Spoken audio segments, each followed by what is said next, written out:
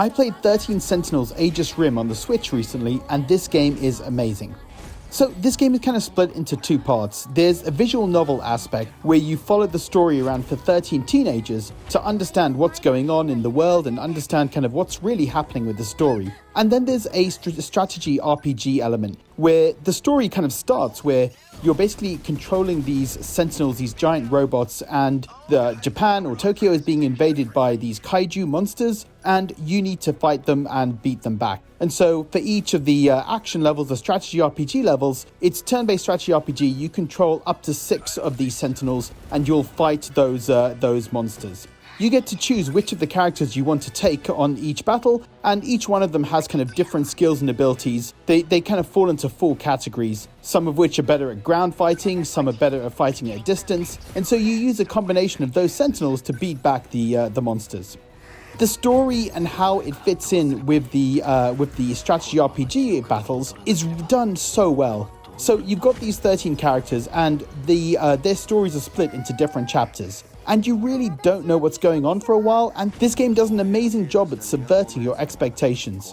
So you'll think you understand the story 1 minute, and then you'll learn something and just realize it's completely different from what you thought it was. There's this whole other element to it that really blows your mind. And that happens several times in the game, probably about 5 or 6 times, where you think you know the story, then you learn something new and it suddenly changes. And then it kind of heads in a completely different direction that you just don't really realize. And there's so many different elements. If you like sci-fi stories, there's so many different elements of kind of sci-fi storytelling that fit into this. And, you really just kind of don't know what's expecting. There's so many curveballs that come at you. And it's just really well done. So you've got the 13 characters. You'll start one of the characters and do some of their chapters, but then the game forces you to go and do other chapters or to go back and do some of the battles. And so you then come back and then you'll continue the character story after you've done some other ones. It's really well done in terms of you'll start a story, you'll see something develop and you'll think, okay, that's really crazy, and you're not sure what's going on. And then you'll kind of forget about it because you'll start some of the other stories.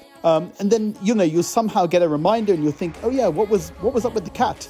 You'll know if you play it. And so it really does a good job of kind of laying all these breadcrumbs and then bringing you back to all the different stories and then tying it all together as well.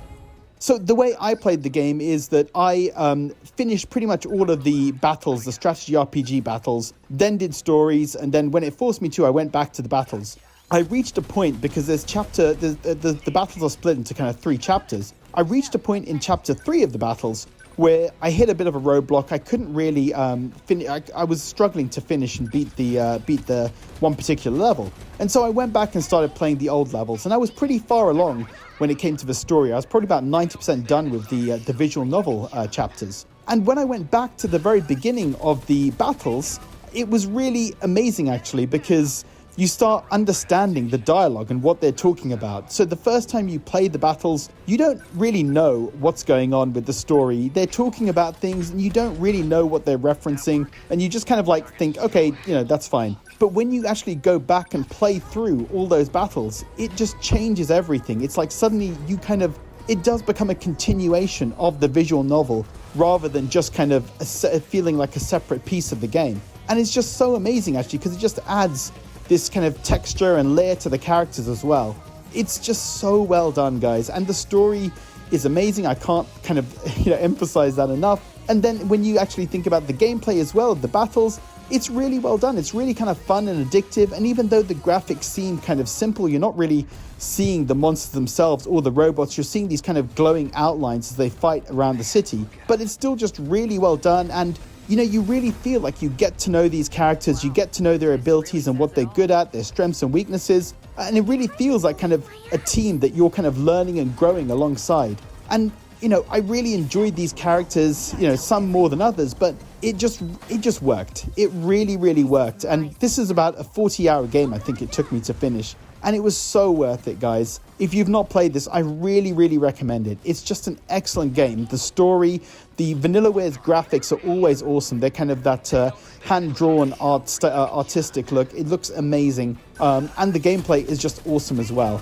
As you kind of unfold the story, it really gets its hooks in you, and you just kind of want to see more and just really want to figure out what's going on. And the ending does kind of pay off. I really like the ending, and it just sticks with you and just makes you keep thinking about it for days and days after. I can't recommend this game enough, guys. I loved it. So guys, let me know, have you played 13 Sentinels Aegis Rim? If you have, let me know what you thought about it. Leave a comment below, and as always, thanks for watching.